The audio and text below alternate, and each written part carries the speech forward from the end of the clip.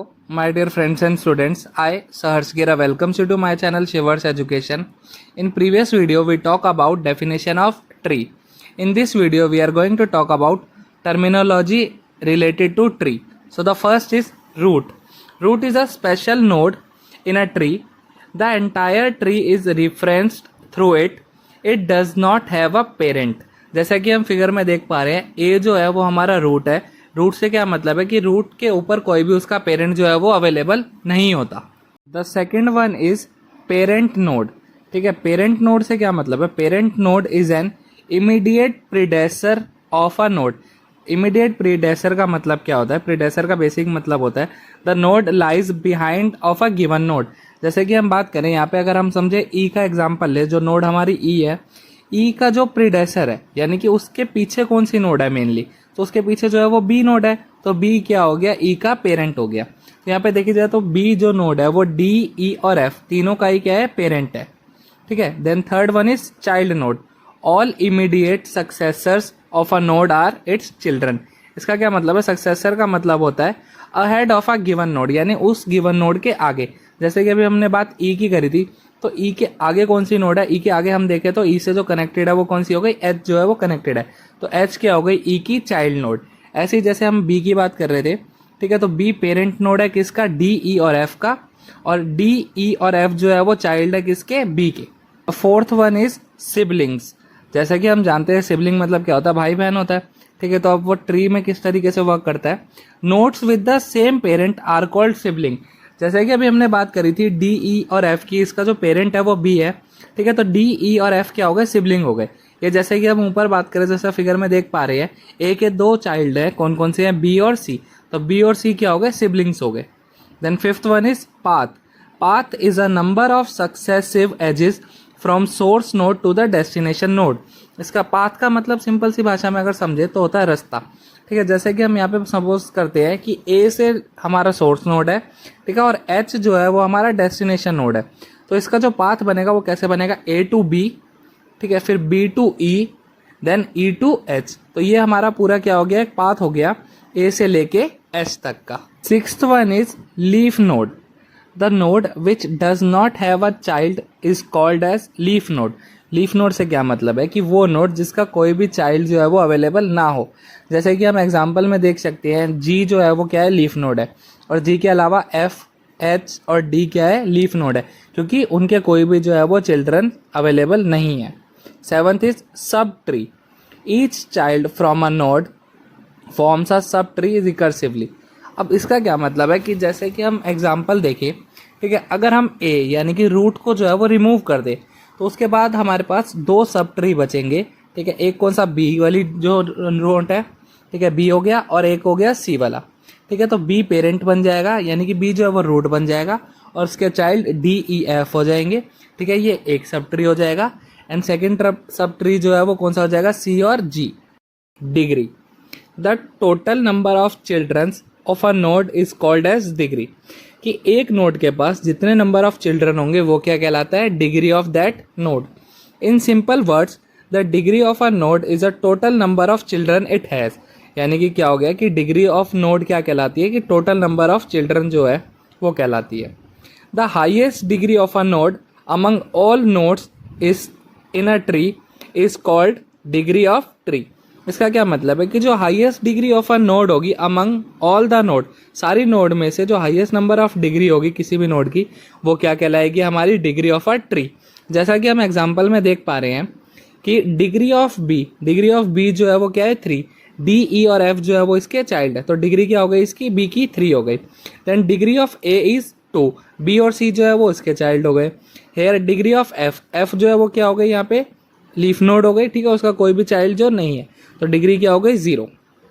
सो इस तरीके से जो है वो डिग्री चेक करते हैं. और अगर हम बात करें डिग्री ऑफ ट्री की, तो हाईएस्ट डिग्री कितनी है? यहाँ पे 3 है. तो क्या हो गई? इसके डिग्री ऑफ ट्री जो है वो हमारा हो गया यहाँ पे 3. The next terminology is level. In a tree data structure the root node is set to be at level 0. कि क्या होता है? जो रूट नोड होती है उसको हम किस पे मानते हैं? लेवल 0 पे. And the children of root node are at level 1 पे. ठीक है, and the children of nodes which are at level 1 will be at level 2 and so on. तो जैसा कि हम फिगर में देख पा रहे हैं कि ए जो है यानी कि जो रूट हो गई वो लेवल 0 पे है, तो रूट के जो चाइल्ड हो गए बी और सी वो जो है वो लेवल 1 पे हो गए। फिर जो बी के चाइल्ड हो गए डी ई एफ और सी के चाइल्ड हो गए जी और एच, ये लेवल 2 पे है। फिर आई और जे और के जो है वो लेवल 3 पे है। तो इस तरीके से जो है वो हम लेवल को डिफाइन करते हैं।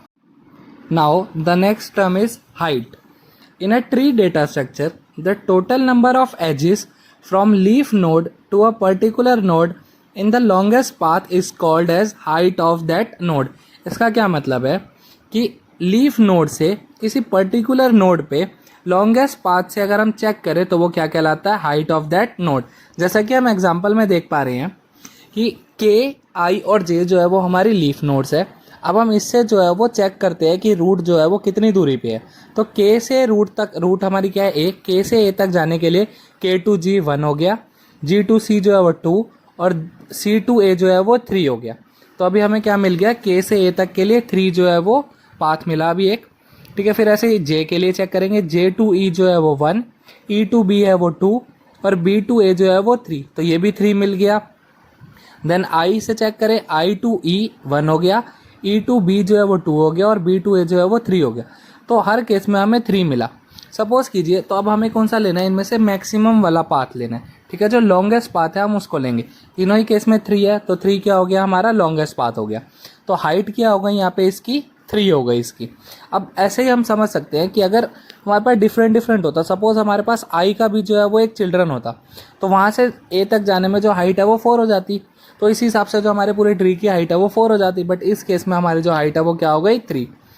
इन a tree height of the root node is set to be height of the tree. क्या होता है कि यहाँ से लीफ नोड से लेके जब हम रूट पे जाते हैं तो वो क्या कहलाती है, हमारी height of a tree. In a tree height of all leaf nodes is 0। जैसा कि हमने अभी बात करी थी, इस केस में क्या होता है, हाइट के केस में, जैसे कि लेवल में क्या होता है, हम लेवल रूट को जो है वो 0 पे रखते हैं। ठीक है, फिर उसके चिल्ड्रन को 1 पे रखते हैं। इस केस में उससे अपोजिट होता है कि जो लीफ नोड होता है वो हमारा हाइट 0 पे सेट होता है। ठीक है, लीफ नोड के जो पेरेंट होते हैं वो लेवल 1 हो गया, एक किस्म से हाइट 1 हो गई उनकी।